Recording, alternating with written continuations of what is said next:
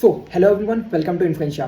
In this video will talk about IIT JAM examination के ऊपर बात करेंगे। हर एक चीज़ जो आपकी आईआईटी जैम के बारे में आपको जानना है एंड 27 के लिए आप प्रिपेयर कर रहे हो तो बात करते हैं। इस वीडियो में हम लोग डिस्कस क्या करने वाले हैं, आईआईटी जैम एग्जामिनेशन होता क्या है, कौन कौन ये बच्चे दे सकते हैं, एलिजिबिलिटी क्राइटेरिया क्या होता है एंड कौन कौन से सब्जेक्ट में आप एग्जाम लिख सकते हो, एग्जाम के पैटर्न के ऊपर डिस्कस कर रहे होंगे एंड कौन कौन से कॉलेजेस आपको मिलते हैं एंड प्लेसमेंट पर्सपेक्टिव देखेंगे। स्टार्ट करते हैं। सबसे पहले आईआईटी जैम एग्जामिनेशन होता क्या है। अगर आपने बीएससी कंप्लीट की हुई है, ताकि आपने बीएससी कंप्लीट किया या फिर आपने बीटेक कंप्लीट किया हो, तो अगर आपका ग्रेजुएशन कंप्लीट हो चुका है, साइंस में आपने किया है, तो आप मास्टर्स के लिए ये एग्जामिनेशन लिखते हो। That is your joint admission test होता है मास्टर्स के लिए, आईटीज़ कराती है। एंड ये आपका एक नेशनल लेवल एंट्रेंस एग्जामिनेशन होता है जो कि हर साल डिफरेंट आईटीज़ कराती हैं, ठीक है। एंड ये आपका पोस्ट ग्रेजुएशन साइंस प्रोग्राम होता है। नाउ बात करते हैं कौन कौन इस एग्जामिनेशन को दे सकता है, ठीक है। तो फर्स्ट थिंग आती है दैट इज अगर आप बीएससी आपने कंप्लीट किए हुए, 3 साल आपके बीएससी कंप्लीट हुए हैं, तब आप ये एग्जामिनेशन को लिख सकते हो मास्टर्स एमएससी के लिए। एंड अगर आप इंटरेस्टेड हो अपने ग्रेजुएशन के बाद, अगर आप इंटरेस्टेड हो रिसर्च में जाने के लिए, then you can write this examination. And अगर आप टॉप इंस्टीट्यूट के साइंस इंस्टीट्यूट में पढ़ना चाहते हो, then you can write this examination. And अगर आपका डाटा साइंस या फिर रिसर्च में आप इंटरेस्टेड हैं, देन ना बात करते हैं एलिजिबिलिटी क्राइटेरिया क्या है। एलिजिबिलिटी क्राइटेरिया की बात करें कौन कौन इस एग्जामिनेशन के लिए एलिजिबल है, तो पहला आता है दैट इज़ अगर आपने ग्रेजुएशन की हुई है, दैट इज़ बीएससी आपने किया हुआ है, कोई पर्टिकुलर मैथमेटिक्स में, फिजिक्स में, केमिस्ट्री, बायोटेक, जियोलॉजी अगर आपने कंप्लीट किए हुए हैं बीएससी, देन आप एग्जामिनेशन के लिए एलिजिबल हो। या फिर आपने अगर बीटेक भी किया हुआ है या फिर बी, तभी आप एग्जामिनेशन के लिए एलिजिबल हो, ठीक है। या फिर इंटीग्रेटेड एमएससी स्टूडेंट हो, देन आप एलिजिबल हो। एंड अगर बात करते हैं मिनिमम मार्क्स रिक्वायरमेंट की, क्या आपकी ग्रेजुएशन में कुछ पर्टिकुलर मार्क्स होने चाहिए, देन आप एग्जामिनेशन को लिख सकते हो। सो हाँ, 2021 से पहले तक आपको 60% मार्क्स एलिजिबल थे एग्जामिनेशन में बैठने के लिए, बट अभी कोई ऐसा क्राइटेरिया नहीं है, तो आपको कोई भी मिनिमम मार्क्स की रिक्वायरमेंट नहीं है इस एग्जामिनेशन को लिखने के लिए या फिर एडमिशन लेने के लिए। ना बात करते हैं कितने नंबर ऑफ अटेम्प्ट्स होते हैं इस एग्जामिनेशन में। So the number of attempts is infinite, you can give any number of attempts and कोई भी यहाँ पर एज लिमिट नहीं है। आईआईटी जैम मानता है कि भैया कितने भी टाइम आप दे सकते हो, कोई भी आपका आप पढ़ना चाहते हो, मास्टर्स करना चाहते हो, there is no barrier for you, ठीक है। कोई भी आप कितने भी अटेम्प्ट दे सकते हो एंड कोई भी एज लिमिट इसमें नहीं है। ना बात करते हैं सब्जेक्ट एलिजिबिलिटी की, दैट मीन्स आप कितने डिफरेंट सब्जेक्ट में आईआईटी जैम दे सकते हो। तो 2 डिफरेंट सब्जेक्ट्स में आप आईआईटी जैम एग्जामिनेशन लिख सकते हो।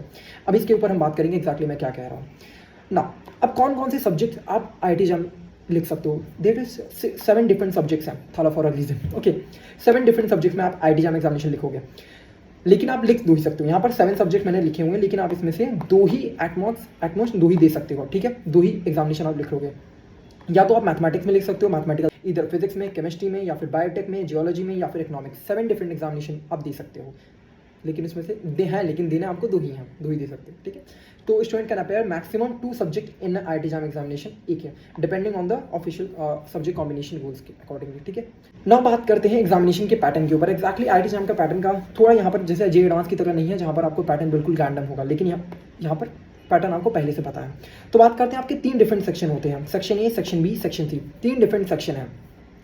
एक सेक्शन ए में आपके एमसीक्यू आते हैं, सेक्शन बी में आपके एमएसक्यू एंड सेक्शन सी में एनएटी होते हैं। ये आपका एग्जामिनेशन कंप्यूटर बेस्ड एग्जामिनेशन, आपको वहाँ पर काफ़ी बनने पे लेकिन हिल खा रहे हैं। 3 घंटे का आपका कंप्यूटर बेस्ड एग्जामिनेशन है एंड टोटल 100 मार्क्स का एग्जाम होने वाला है। 100 मार्क्स एग्जाम होने वाला है एंड 60 क्वेश्चन आपको दिए जाएंगे। अब ये 60 क्वेश्चन में से सेक्शन ए में आपके 30 क्वेश्चन होंगे, सेक्शन बी में आपके 10 क्वेश्चन होंगे एंड सेक्शन सी में आपके 20 क्वेश्चन होंगे। बात करते हैं अब ये जो 30 क्वेश्चन है सेक्शन ए में, ये आपका 50 नंबर का है, ये आपके 20 नंबर के हैं एंड ये आपका 30 मार्क्स का है, ठीक है। अब जो सेक्शन ए में आपके 10 क्वेश्चन होंगे 1 नंबर के एंड 20 क्वेश्चन होंगे 2 मार्क्स के, ठीक है। ये सारे सब्जेक्ट्स में सेम रहता है ना। अब यहाँ पर नेगेटिव मार्किंग अवेलेबल है, दैट मीन्स अगर आपको ये जो 10 क्वेश्चन है, तो यहाँ पर आपके 1 नंबर का 1 क्वेश्चन है, ठीक है। बट अगर आपने गलत किया तो आपको -1/3 मिलेंगे। एंड जो 2 नंबर के क्वेश्चन है उसमें नेगेटिव मार्किंग है आपकी -2/3 की। अगर आपने सही किया तो +2, आपने गलत किया तो -2/3, ठीक है। एंड ये आपके एमसीक्यू वाले क्वेश्चन होंगे। एमसीक्यू मतलब 4 में से 1 ऑप्शन ही सही होने वाला है। सेक्शन बी की बात करते हैं, तो आपका एमएसक्यू है। MSQ means that means option A B भी सही हो सकता है, बी सी ए भी सही हो सकता है, ए सी बी सी डी भी सही हो सकता है, ठीक है। तो एमएसक्यू आपके डिफरेंट मल्टीपल ऑप्शन सब सही हो सकते हैं। आपके 10 क्वेश्चन आने वाले हैं एंड 2 नंबर के क्वेश्चन होंगे, 2 × 10 20 मार्क्स के, ये हो गया। एंड यहाँ पर नेगेटिव मार्किंग अवेलेबल नहीं है। नेगेटिव मार्किंग यहाँ पर अच्छी बात है, नहीं है। पता चला आपको ए बी सी है, आपने मारा सिर्फ ए और बी, तो आपको पार्शियल भी नहीं मिलेगा और नेगेटिव भी नहीं मिलेगा। एंड नेगेटिव इनको देना भी नहीं चाहिए ऑब्वियसली। अगर मान लो अब अंधी आप मारने की भी सोचोगे तो अराउंड 1/16 प्रोबेबिलिटी आती है, कहाँ से करोगे, ठीक है। एंड सेक्शन सी की बात करते हैं, तो अराउंड आपके यहाँ पर 20 क्वेश्चन होने वाले हैं। 10 क्वेश्चन +1 मार्क्स के होंगे, 10 क्वेश्चन होंगे +2 मार्क्स के। आपको यहाँ पर न्यूमेरिकली भरना होगा, पॉइंट्स में डेसिमल में भी भरना रहता है, ठीक है, या फिर आपको वहाँ पर लिखा रहेगा कि राउंड ऑफ करना है, क्या करना है, तो वहाँ पर लिखा रहता है। नाउ बात करते हैं कौन कौन से कॉलेजेस जो कि IIT JAM एग्जामिनेशन के स्कोर को एक्सेप्ट करते हैं।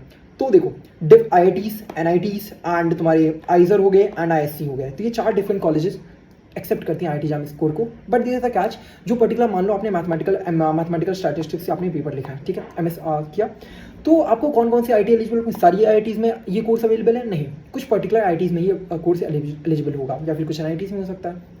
तो डिपेंडिंग ऑन द सब्जेक्ट जिसमें आपने दिया है उसके अकॉर्डिंगली आपको चेक करना पड़ेगा वेबसाइट पे कि हाँ कौन कौन से कॉलेज में है। हम जब डिफरेंट कॉलेजेस कवर करेंगे तो उसमें हम आपको बता देंगे बात, ठीक है। बात करते हैं तो IITs में आपके IIT Bombay, Delhi, Madras, Kharagpur, Kanpur, Guwahati, Indore, every college IITs आपके हैं, ठीक है।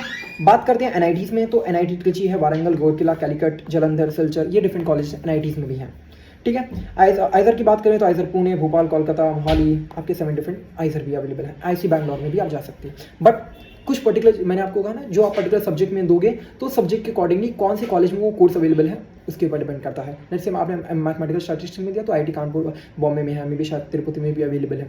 तो डिपेंडिंग ऑन द आपने जो सब्जेक्ट में दिया किस कॉलेज में हो सकता है वो देखना पड़ेगा आपको। नाउ बात करते हैं प्लेसमेंट के ऊपर। अगर आपने मास्टर्स कर भी लिया तो उसके बाद प्लेसमेंट अपॉर्चुनिटीज़ क्या क्या है। सो देखो, फर्स्ट है that is your industry placement, जो कि अगर आपके जो प्लेसमेंट आएंगी, जो कंपनी ऑन कैंपस होंगी, वो कंपनीज में आपके data scientist, data analyst, quantity analyst, software engineer या फिर रिसर्च एसोसिएट में जा सकते हो मास्टर्स के बाद। या फिर आपने प्लेसमेंट नहीं, आपने अगर PhD में आगे पढ़ना चाहते हो तो PhD एंड रिसर्च के ऑप्शन है, PhD IIT या फिर ISC, या फिर आप अब्रॉड भी जा सकते हो। Now third one is your, आप अगर अकेडमिक या फिर आप टीचिंग में जाना चाहते हो, लेट्स से आपने अगर आप IIT JEE की टीचिंग कैटेगरी में आना चाहते हो, EdTech में जाना चाहते हो, तो वो भी आपके लिए दरवाजे खुले रहते हैं। या फिर आप MSc के बाद आपने PhD की, देन आपके पास क्या प्रोफेसर भी बन सकते हो, ठीक है। एंड गवर्नमेंट जॉब एग्जामिनेशन भी आपके लिए खुले रहता है, जैसे गेट है आपके पास, UPSC है, तो डिफरेंट गवर्नमेंट एग्जामिनेशन में भी आप जा सकते हो उसके, आपने मास्टर्स कर लिया, ठीक है ना। बात करते हैं थैंक यू वेरी स्लाइड के ऊपर। Thank you very much for watching this video. This is Nikhil from NIT Warangal signing off. And अगर आप मैथमेटिकल स्टैटिस्टिक्स की प्रिपरेशन कर रहे हो तो रैंकर्स बैच अवेलेबल है इन्फ्लुएंशिया पे, आप चेकआउट कर सकते हो। एक्जैक्टली आपका वन ईयर इंटायर कोर्स है 2027 के लिए, आपको कंप्लीटली प्रिपरेशन कराई जाएगी। Everything is there, you can check it out, link आपका डिस्क्रिप्शन में अवेलेबल है। Thank you very much, bye bye.